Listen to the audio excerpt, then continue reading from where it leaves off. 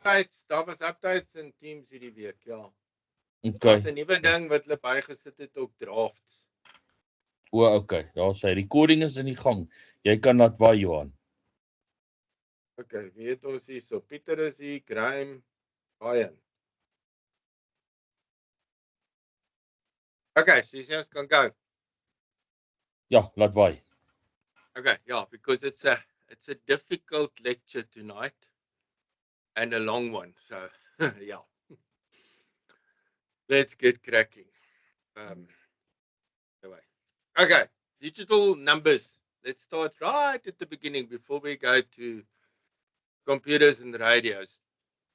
We all grew up in an analog world at school where everything in mathematics was anything between 0 and 9. Decimal representation or the decimal system. I mean, there's 10 millimeters in a centimeter, and there's 10 centimeters in a decimeter, and there's 10 decimeters in a meter. Everything runs in multiples of 10. The problem is computer systems cannot interpret 0 to 9. It's impossible.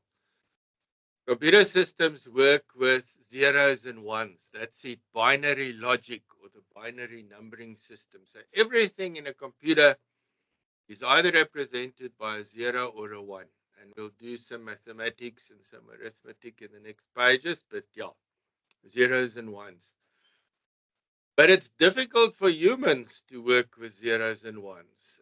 So engineers devised a system which they call hexadecimal numbers, which is sort of a bridge between binary logic and decimal logic or decimal system.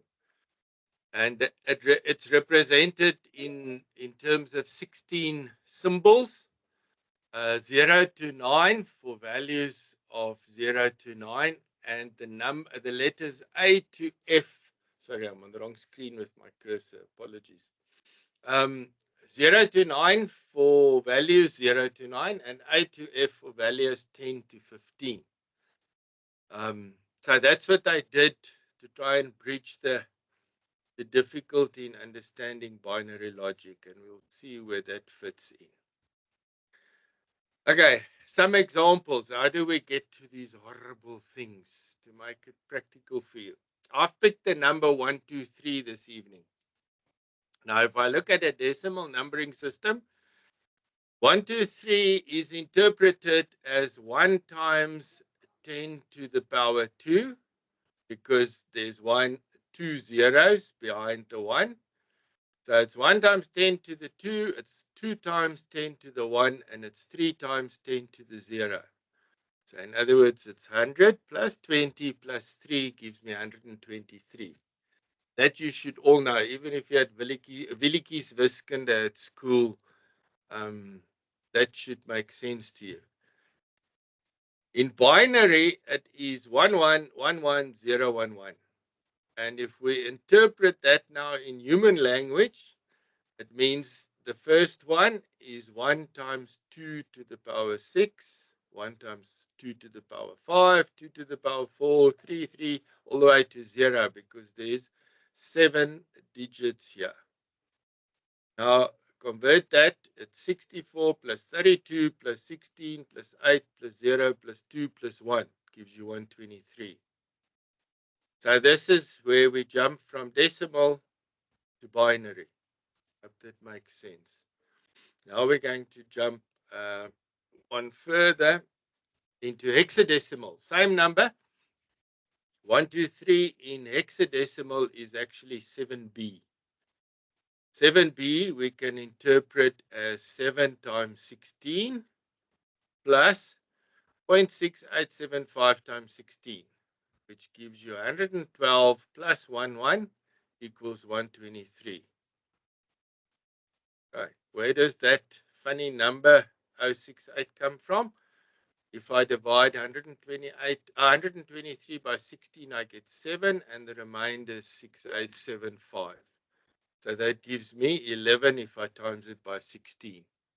Gives me the number 123. Hexadecimal, we always put a 0 X, small lowercase x in front of the number, or a H, capital H behind it. So if you see a number like that somewhere in a computer book or something, it means that it's hexadecimal. Okay, so that's the numbering systems we're going to use or going to discuss tonight. Decimal, binary, which is computer language, and hexadecimal, which is a human interpretation of binary to make it look like decimal. Call it that. So in summary, decimal is base 10, 123. In binary, which is base 2, it is 1111011. Because remember, we said binary can only be a 0 or a 1. Hexadecimal, which is base 16, which works out to be 7B. The easiest, if you want to do this practically, just go online and find yourself a decimal to binary converter or whatever. Otherwise, you're going to sit with a calculator and calculate to get to the end result. Okay, that's digital numbers. And that. Next part of your chapter in the book. Now we get to the horrible swear word which they call Boolean algebra or Boolean logic. Again, computers are not humans, so they're not capable of doing the same calculations as humans can do in their brain. So in terms of computers, there's only 3 basic calculations which a computer is capable of doing. The first one is called addition, second one subtraction, and the third one multiplication. Now, to explain this to you, and this is where the Boolean algebra or Boolean logic comes in. If I have a number 0, plus 0 will always be 0. I mean, 0 plus 0 can't be anything else except 0. If I have a number 1, and I add 0 to it, I've still got 1. I can't have anything else. Right? This is where the interesting one comes from. If I have 0 and I add 1 to it, the answer is 1. This is our normal decimal logic brain thinking. But in Boolean algebra, if I have a 1 plus a 1, I still only have 1. Because now remember, I can only have one of 2 states, 0 or 1. There's nothing else. So in binary or Boolean algebra, if I have a 1 plus a 1, the answer is 1. The same goes for subtraction. 0 minus 0 will always be 0. 1 minus 0 will always be 1. If I take 0 off 1, it's 0. And 0 minus 1 will be 0. And 1 minus 1 will also be 0. Another part of the equation which doesn't agree with our decimal logic in Boolean algebra. It's not with the answer that to think it needs to be just true or false. Well, Correct. yes, false would be 0 and true would be 1. That's kind of what I'm trying to make sure of. Because you can only have 2 states. The state is Yeah. 0 or 1, or the state is true or false. If it is true, it's a 1, and if it's false, it's a 0. So it doesn't change the logic of the algebra. You with me? So yeah, it doesn't matter even if it's say get to a different number like x minus 10. It would still be. So you can use the terminology true or false or zeros and ones. I'm using zeros and ones because that's the language computers talk. Okay. Okay, multiplication, same scenario. 0 times 0 is nothing. 1 times 0 is still nothing. Okay? 1 times 1 is 1. This is the interesting one as well. True times true is true. You want to use Ryan's way of thinking of it. True times true is always true. Okay, so this is the whole way in which computers operate and how they do their arithmetic or their mathematics. And the next part we're going to look at, and I just want to, before I move on, I just want to ask, is everybody with me? Marty, are you with us? Okay, Yeah. Marty's there. And I would say just the x itself would be just undefined plus 0. We don't know what undefined plus 0 is, so it's undefined. In a sense. Yeah, okay. If you take example, Not- true times 0 will be 0. False Okay. times 0 will be 0. Okay. Or you can even work it out as, let's say, false times false will always be false. All right. Okay. Got it. Okay. Now, inside our computers, we've got stuff which they call gates. Now, a typical processor nowadays, an i7 processor, could have a couple of billion gates inside the processor. And the gates are effectively the things which do all the work inside our processors. They do all the addition, multiplication, calculations that we want done on binary values inside the computer. And the first type of gate which I want to show you is the one which they call an OR gate.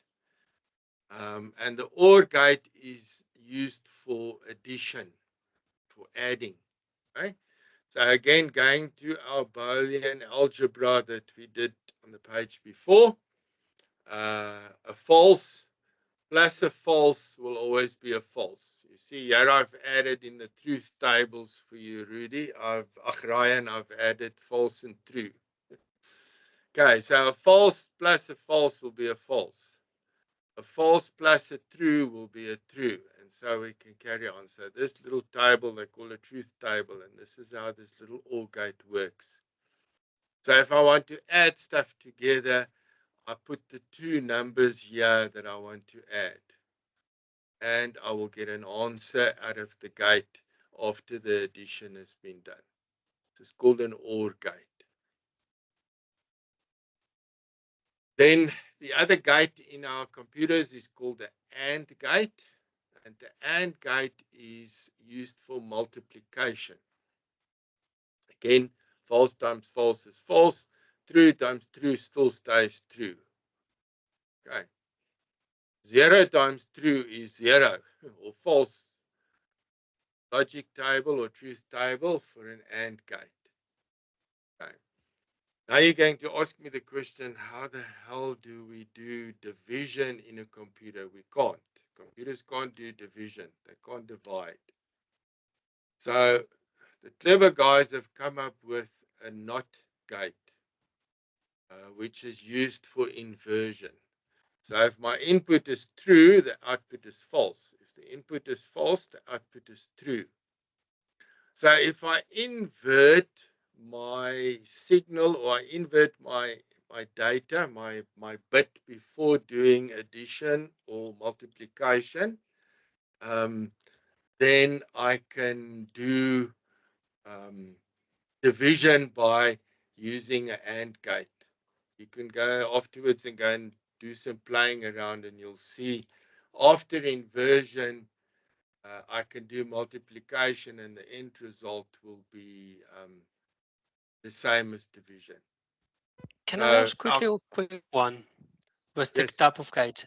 So I'm coming with slide to go very briefly into like a programming side. If you take it like as an if statement, you can say if this or and this, you need to at least have something that it needs to be working it true or making it if or that, and then process the if, and that should be giving the idea if it should proceed in that type of if statement. That's also a way you can think about it, correct? Yeah,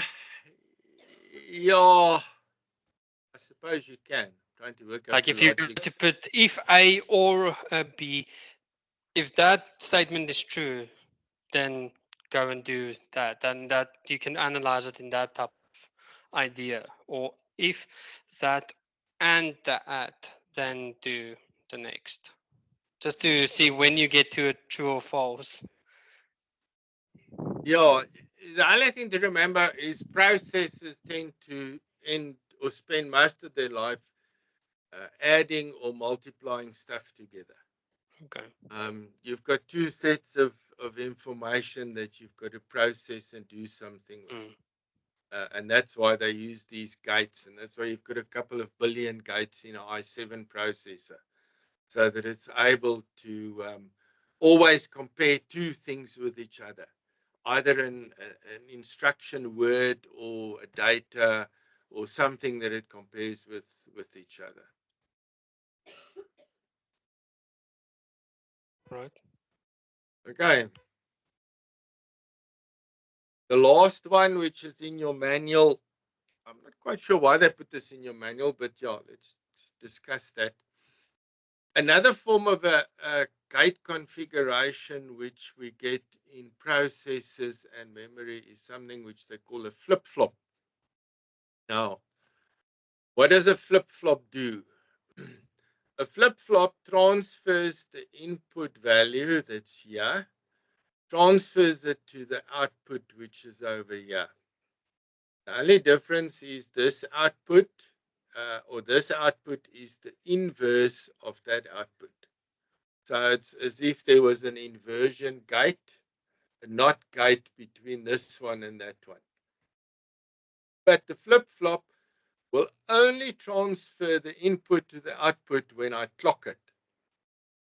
So in other words, you can already see, if I want to store something in memory, I can latch it into a flip-flop gate, and that will keep it there for me until I gate it again. So this is pretty much memorizing what comes in here. It memorizes it on the output and keeps it there until I clock it again. Every time I clock it, it will transfer from here to here. But while there's no clock present, this will remain at the last state that it was when I clocked it. So in other words, if I look at this, if I had 0 on or false on the input, and I clock the flip-flop, I'll have a look at the question now, and I clock the flip-flop, the output would have been false. And the NOT out or the NOT Q would have been true because it's the inverse of that one. If I had a true on the input and I clocked it, it means that the output would have been true and the NOT Q would have been false. And this will remain in this state until I clock it. After I've clocked it, then it will change state again or still maintain the same state depending on chat. Sorry, chat. Oh, okay. I see. Yeah, Brian's commenting. Oh, sorry, Henry Ehlers' comment. So yeah, that's gates and flip-flops.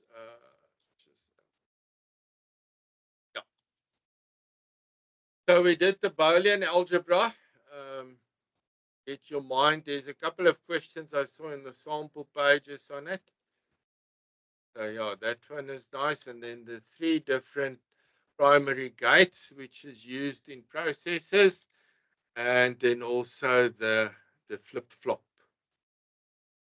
And this is where I'm going to stop with digital maths now, because I don't want to go into too deep into it. I don't expect to see that many questions about it in the exam. Any questions, or can I move on?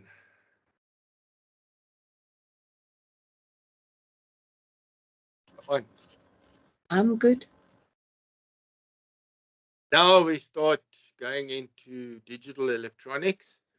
We've done the zeros and the ones and the trues and the falses and the basic gates, which forms the basis of processes. Now we look at why is the world going digital? Why is analog dying? Analog electronics is sensitive and it requires special treatment. It's also pricey. Analog electronics is getting more and more expensive because the manufacturing processes that they have to use to make the components and use the components is getting more expensive. Digital electronics is robust, and the best part of all is it's easy adaptable in real time or offline. You know your cell phone, you just get a screen on a message on your screen, a new update is available. Must it install it, yes or no? You say yes, and 10 minutes later, you've got a brand new cell phone. It's updated with the latest and the greatest bells and whistles. But nothing has changed in the hardware. The only thing that has changed is the software on the cell phone. In some sense, the lecturer once told me, analog electronics is female and digital electronics is male. I agree. And the whole world is going digital. Okay. Now we're going to start looking at digital radio and what's all the building blocks that that make up the radio. We're going to talk about these parts, which in brief, which is the analog front end for the receiver and the analog front end for the transmitter. We're going to talk about analog to digital converters, digital to analog converters. We're going to talk about processors, and we're going to talk about computers. So in principle, this is the block diagram of a very modern type of radio that we've got. The brain of all these things, where everything starts and where everything goes wrong, is the processors. The oldest of these processors are called microcontroller units, or sometimes also called microprocessors. These things has been around for decades and decades already. And your microwave, your washing machine, your just about anything intelligent in your house has got a microprocessor in of some sort. They are excellent at running set routines, which if you think of your microwave, yes, open the door, put the food in, punch in a time period, punch in a heat level or a energy level you want, and press go, and at times 2 minutes later, bim, it's finished. It runs set routines. In radios, it's the same thing. They use a lot of microprocessors for these set routines. There's one sitting behind the display of your radio. All it does, it checks which button has been pressed on the front panel, and it tells the rest of the radio that somebody pressed the power button, and it receives info from the rest of the radio what to put on the display for you to see.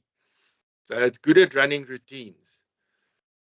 Then we've got central processing units, CPUs, typically mostly found in computers, and they are good at running flexible routines. In other words, typically operating system, Android, Windows, and it does a lot of things with it. Linux, a lot of them. Forms the basis of most computer equipment because it is flexible in what it needs to execute.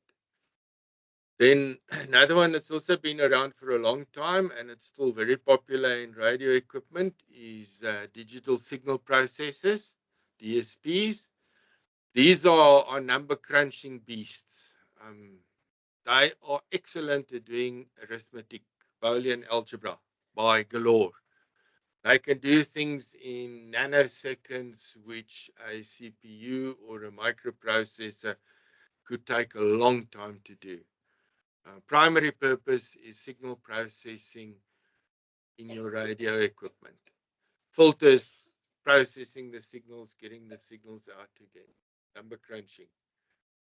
The other one is graphical processor units, GPUs.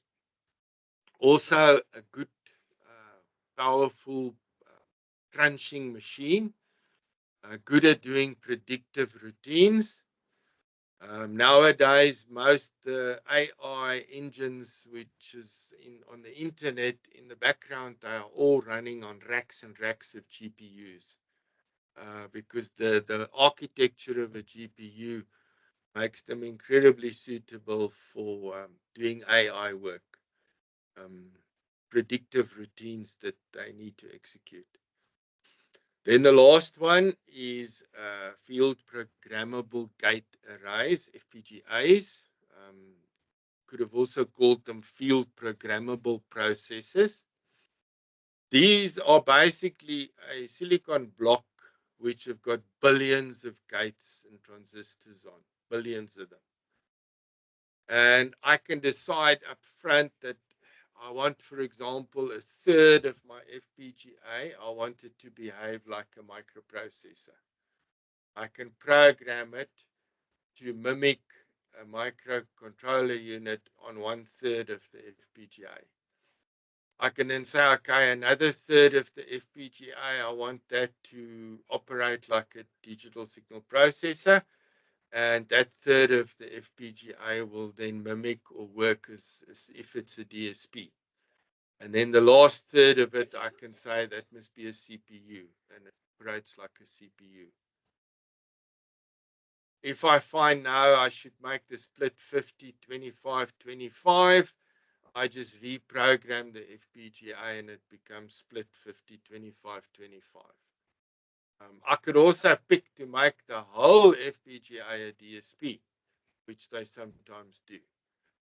But these are ultra flexible, ultra powerful processors, which are if you know how to program them, it is user programmable processors. So these are all the things we find in our hobby, that we play with. For example, as I said, the front panel of your radio more than likely have a microprocessor.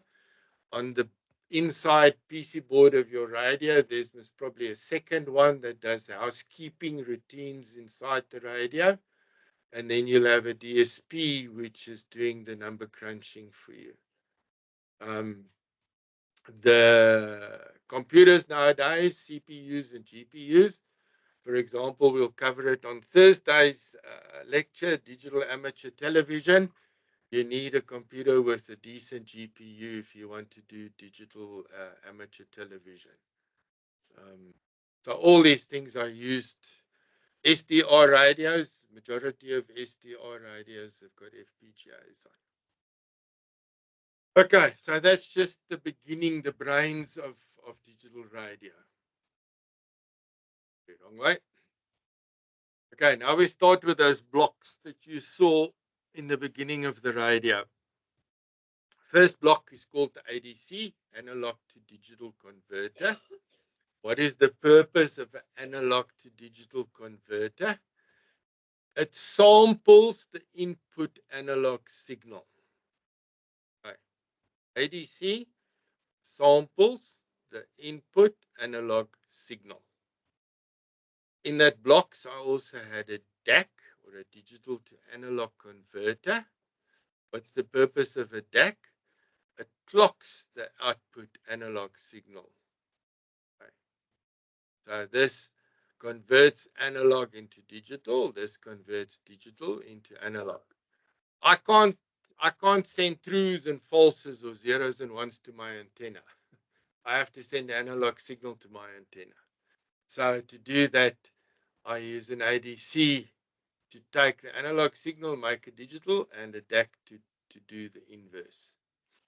The other new thing which you haven't done before is what I call a direct digital synthesizer, which I'll show you in the block diagrams, also exists. That is responsible to generate the clock frequency which is used by the DAC and by the ADC. Why do I need to have something special? If I want to receive a transmission on 145 megahertz, I have to generate a specific clock frequency and sample at that frequency to receive 145 megahertz. And the same if I want to transmit on 145 megahertz, I need to generate a specific clock frequency that after the DAC outputs its signal, that signal will be on 145 megahertz. So these are the sort of three components that form the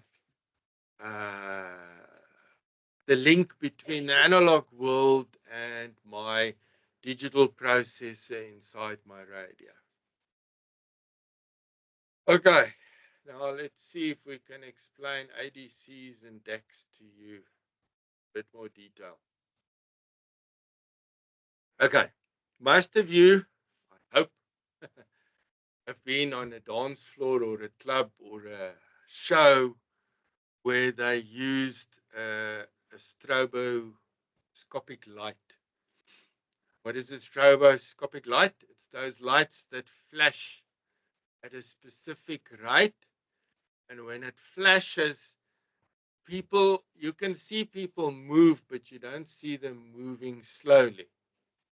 Okay. So, for example, if one of these ladies would put her hand out and call you to come and join her, it would be in staggered steps. Same if Henry and Marty was there, you would see what they're doing in steps. Now, the faster the light flashes, the smoother the steps would be, and the slower the light flashes, the slower or the more staggered the steps would be. So when I use an ADC or a digital to analog converter, what it does, it samples or it outputs in a staggered fashion. So I'm not putting out a smooth picture.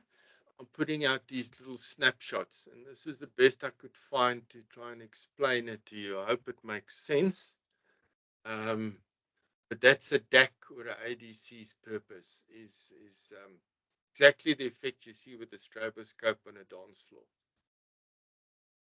If I look at my signals now, let's try and get this to electronics so you can get there. The blue is my signal coming from the antenna. Beautiful blue signal. And the red dots is every time the light flashes. Every time the light flashes. So in electronics terms is if I sample at these red points, every time there's a red dot, I sample the analog signal which is coming from the antenna. My digital representation that's in the processor will be this blue line. This is what I will get. Right. So this is what it means by sampling or clocking. The same when I output. If I output a voltage on the DAC every time there's a red dot, the signal going to the antenna will very much look like this blue signal. This is what I will get on the antenna. But there's some problems with this whole theory. There was two very clever gentlemen called Nyquist and Shannon, which lived long before us. And what they said was the minimum sampling frequency of a signal that will not distort its underlying information should be double the frequency of its highest frequency component. i.e., if I want to receive 10 megahertz, then I need to sample at a frequency of 20 megahertz. Okay. The same is also true for transmitting. If I want to transmit a 10 megahertz signal, then I need to clock my DAC at 20 megahertz minimum.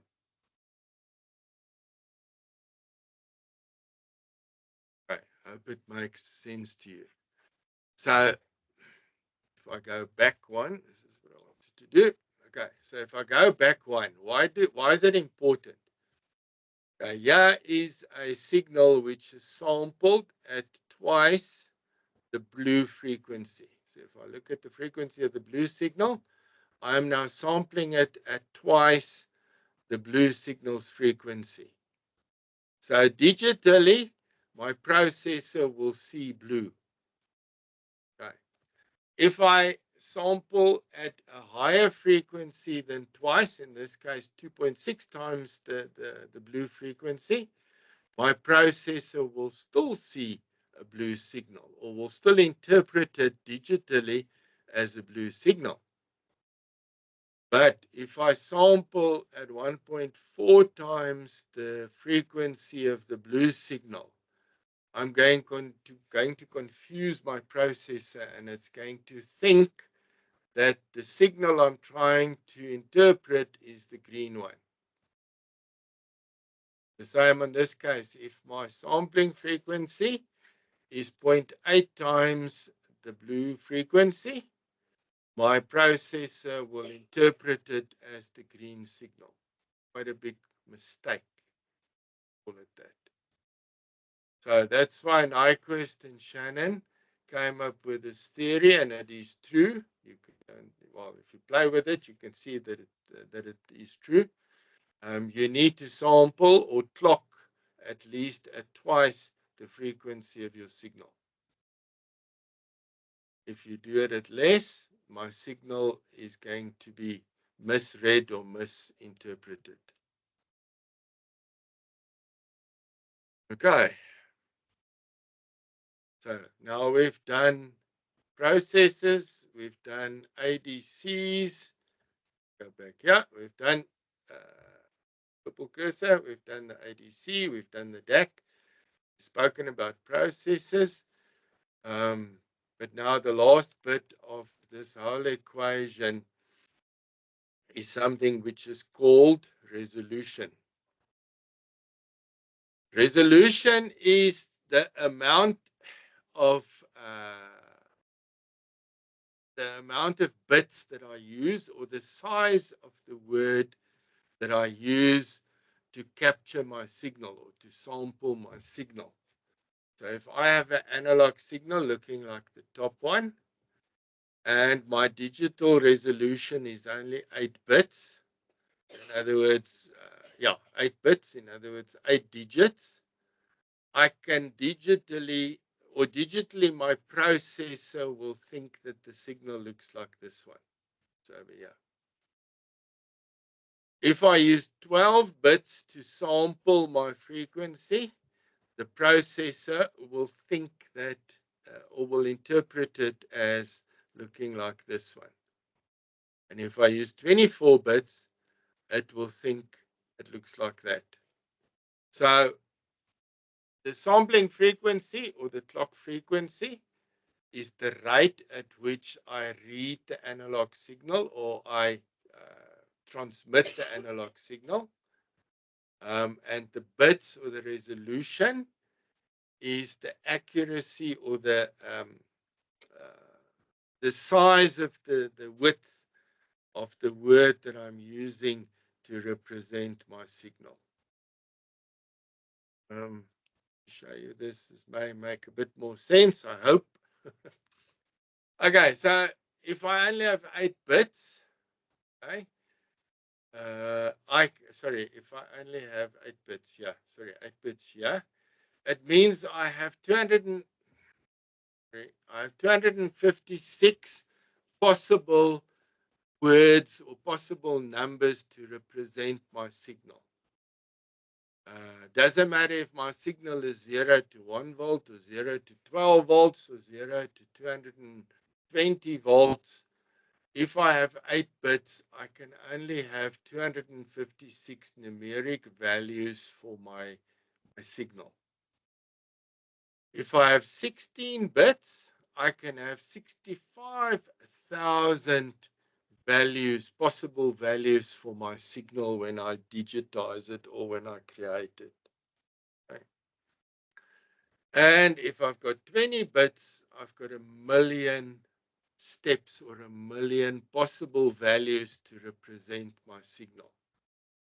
In some sense, you can compare it to a staircase. If my bit rate or my bit amount of bits is low, the size between the steps is large. So I really have to lift my knees to get my feet from the one step to the next step. And when I have a lot of bits, then the size or the height between steps is very small. Makes it more difficult to climb, but very small steps that I need to take between the bottom and the top of the flight of stairs. Right. The resolution determines the height of the steps in a flight of stairs. Okay. And the sampling rate or the clock rate of the DAC determines the amount of steps that I have between the top and the bottom. So the amount of bits is the height of each step, and the clock frequency is the amount of steps I have between the top and the bottom. Hope that makes sense to you. I'm going to see if there's any questions or anything. Carry on. 2 to the power of the bit gives the active values very quickly. Yes. Awfully reminds me to subnetting easily, yeah. But yeah. Okay. Then the next part of any radio, and when we did the analog radio, we looked at filters. You remember series, parallel resonance circuits, wonderful filters, very difficult to get them to work properly. So what do we do when we are working with digital words or digital signals? We have digital filters, and a digital filter uses mathematical operations to process these digitized signals. It changes or it acts on the numerical data to remove noise or correct distortion, signal restoration. And we'll go through this now. And it's implemented on CPUs, DSPs, FPGAs, nearly on anything, allowing for precise, stable, and flexible performance compared to analog filters. Analog filters, remember, we said they're temperature sensitive and blah, blah, blah. There was a whole lot of reasons why we didn't like them. Digital filters is a mathematical operation. We go back to our gates. Everything is about addition, multiplication. So the same happens in digital filters. So how do we use our digital multiplication or digital addition in making filters in radios? The two types of filters which they've got in your manual that you have to know, the one is called the infinite impulse response filter, the IRR, and it says it includes results from previous calculations, and we'll have a look at it now, past and present. The second filter that's in your manual is the finite impulse response filter, which only looks at the present, and they're used for two very specific things. Now, if we look at noise, there's two distinct characteristics which defines noise. The one is amplitude, and the other one is routine. Okay, let's look at it. The level. Noise can be very constant. For example, a motor that's running your fridge compressor. It makes a constant noise all the time until it shuts down, until it's reached temperature. That's a constant noise source that we have. And in terms of signals that we digitize, we also have signals which can have constant noise on. The other one is repetition or routine. We can have noise, and the best one I could think of was, for example, the waves in the ocean. It is soft.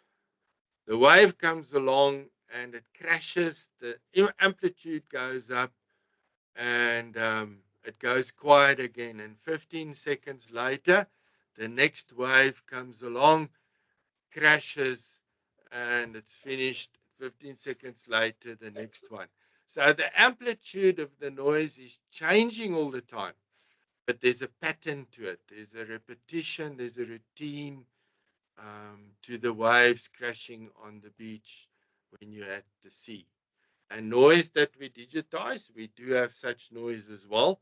Typically electronically generated. Solar systems are good generators of routine noise. Okay. So if we go back to filters quickly. Infinite response filters, IRRs, are very good at removing constant noise. Primary purpose is the removal of constant noise. Finite impulse response filters, they are good at removing repetitive or routine noise which has got a pattern to it. It's good to remove it with a FIR. Okay, so if we look at them, this is a typical digital block diagram of an IRR filter. We've got an input signal with noise that comes in here. Okay? And it goes into an addition, to a summing circuit, addition circuit, and it comes out, and it goes to the rest of my electronics. Or the rest of my program, the rest of my software. That signal, I delay it by 180 degrees, because what is it? Well, I say 180. Let's assume that the noise source is sine wave, just for this example. Assume the noise source is sine wave. Sine wave is 360 degrees. So if I delay the noise with 180 degrees, it means that the noise coming back here will be exactly opposite to the noise coming in. So if I add two opposites to each other, my result is 0. So my signal, which is varying, will keep on going through to the next part of my software. But the noise, I got rid of the noise because I delayed the noise. I made it exactly the inverse of the noise coming in. And because the noise is constant, it will cancel each other out when I add them together. Now, that's why I say it's good. IIR filter is good for constant noise signals, because with this method, it's easy to get rid of it. Okay. These funny blocks you see here, it's just coefficients, filter coefficients, which you can set. For now, just ignore them. I think they're also in the diagram in your book. The principle still stays the same for you. Signal plus noise comes in, the noise gets inverted. So on the next round, and this happens within nanoseconds. On the next round, after a nanosecond or two, the inverse of the noise comes back here. Because it's the inverse, it gets added and the net result is 0, and I only end up with my signal. If we look at a FIR, I've got multiple delay loops of the input signal. So if there's a specific pattern or a specific routine or a specific sequence to the noise which repeats continuously, I can easily delay the signal coming in with noise, because remember now the signal coming in here is with noise. So going in there is the signal with noise through the coefficient to the summer, to the addition circuit.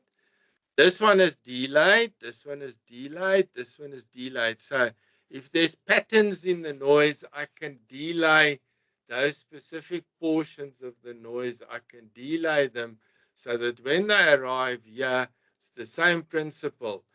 Noise positive plus noise minus gives me a net result of 0. and what comes out of it is only my signal that is coming into the circuitry.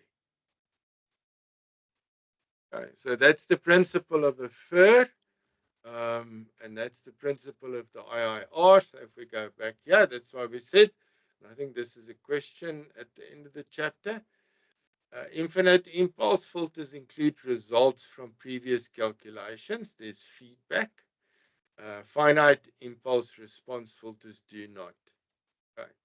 So I delay the output, feed it back to the input, and I get rid of the noise.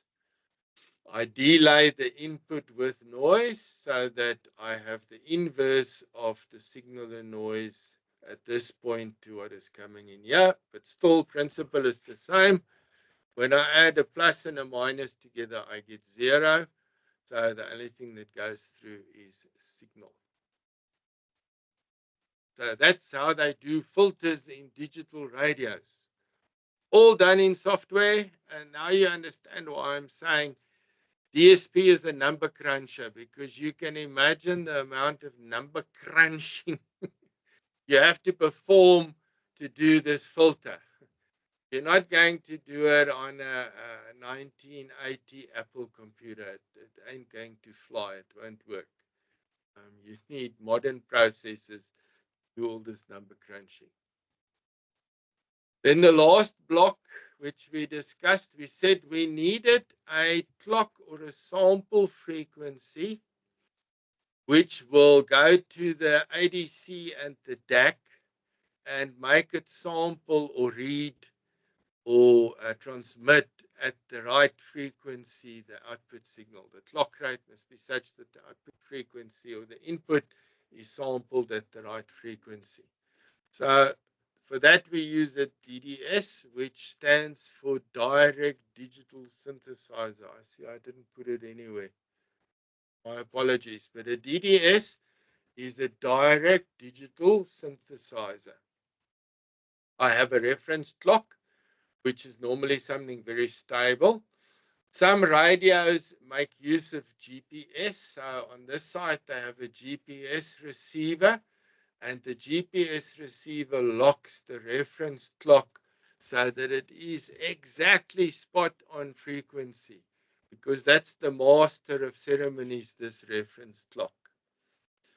I have a thing which they call a phase accumulator, which basically gets a command from the processor on what frequency I want to operate on, 145 megahertz, for example. Then I have amplitude to sine wave converter, which in practical terms is just a big lookup table. All it is, it's a big lookup table. Depending on the values coming out of here into it, it gives a certain output value, and that goes into a converter which generates my frequency for clock. So this is my clock frequency, which they call sine x over x. Okay, so that's a DDS. It's all it is. It's got a very stable reference clock, and the processor tells it the frequency. It looks up a sine wave algorithm, and it gives me a frequency that I want. Oh, what's the time? Sorry, I'm trying to get to the end. We've got 5-6 slides left. This one, not sure why they put it in your manual, but I think it makes sense. If you go back to when we started, and we looked at a lot of things, we were talking about FFTs, fast Fourier transformation, or fast Fourier transforms.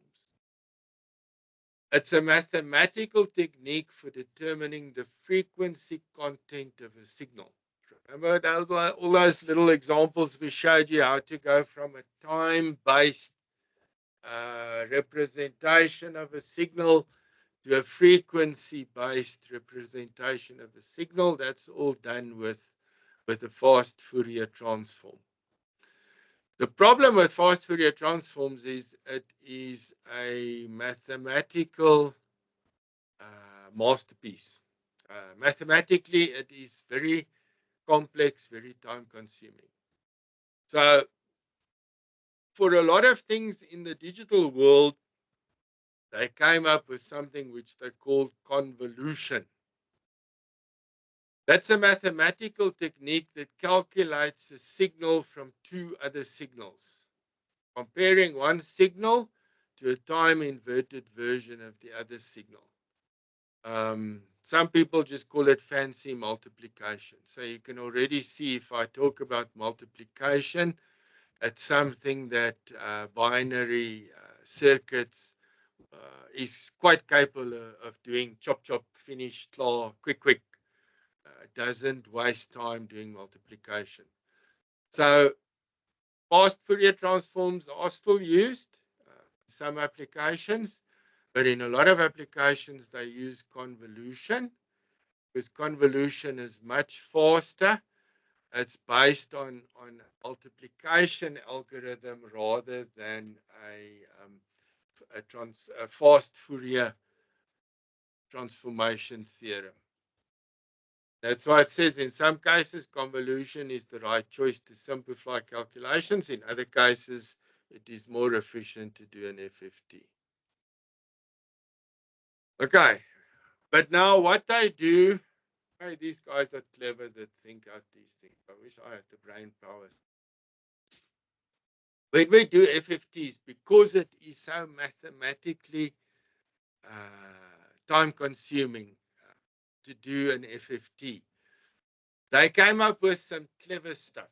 Now, I just want to give you an example here. It is in your manual. This is my signal. Okay. If I do a FFT on it, this is what is going to be digitally coming out of my FFT. A frequency there and a lot of other noise. But the thing is, this may take a substantial amount of processing power to turn that into this.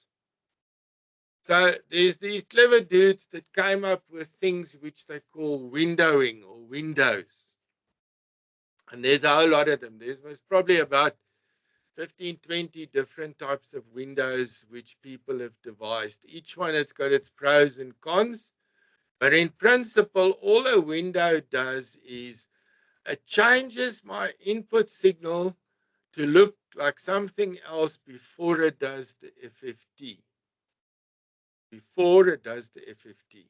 So if I look at a Hamming window, for example, which is in your manual, it puts a half a sine wave on top of my original signal.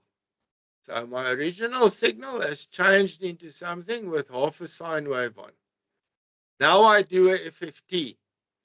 And I get a slightly different looking graph, but the time it took to do this FFT, the amount of processing required to do the FFT has been substantially less. Okay, so I gained.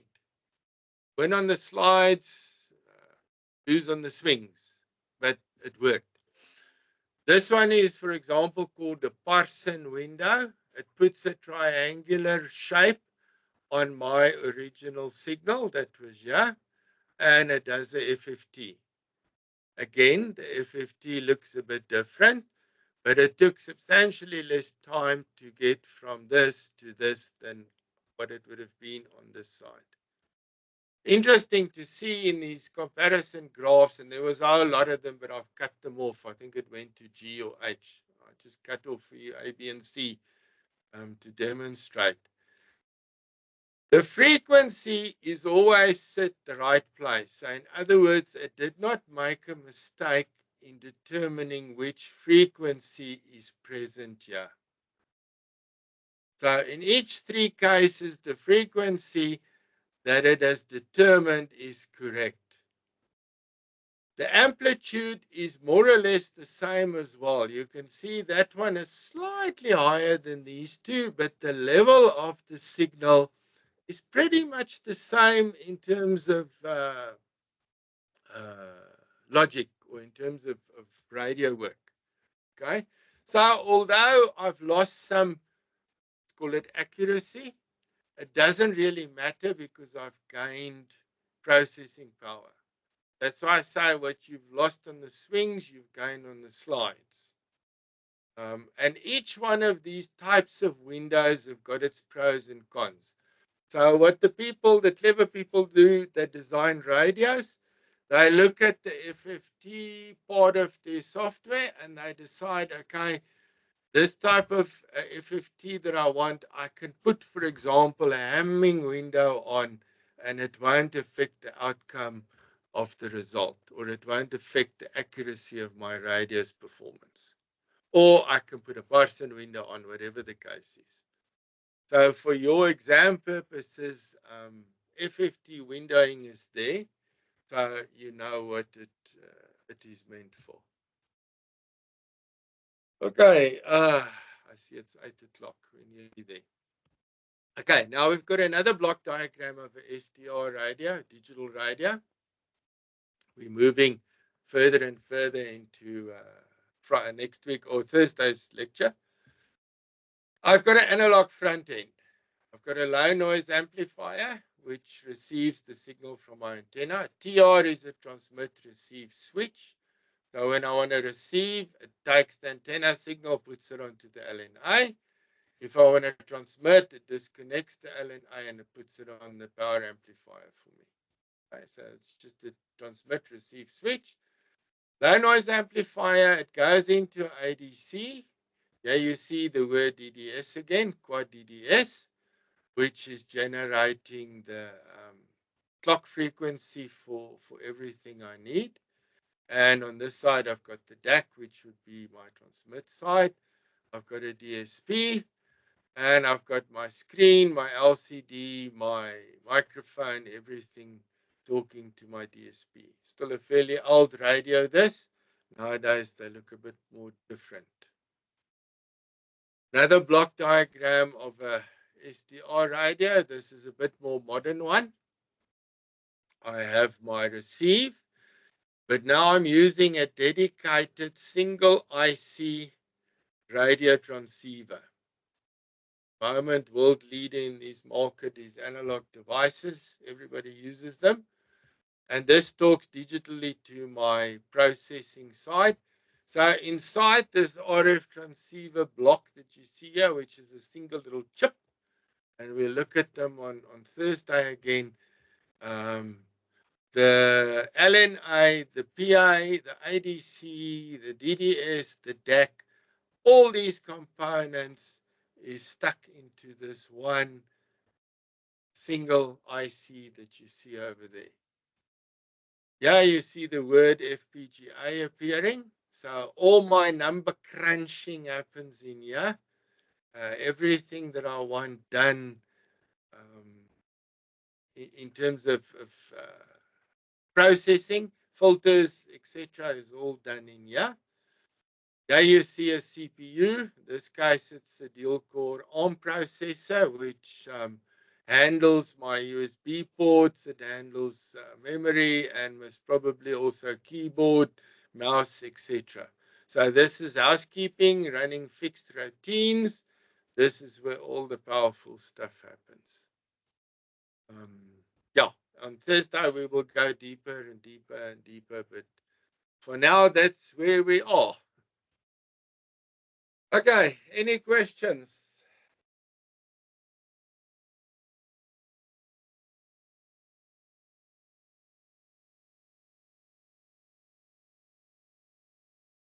Okay, complete silence. I hope everybody's still there. Okay, on the Ek is nog hierso. on the last page Leadership again self. is the answers to your questions. So if you want to go through the example questions at the end of chapter 30, there's the answers that you will need. Yes, Ryan. No, just saying. Chip though, everybody. Okay, did it make sense? I hope I haven't lost anyone, because this is probably a very complex, difficult chapter, and to try and make it as easy as possible, yeah, it's not always that easy. So I hope I haven't lost anybody.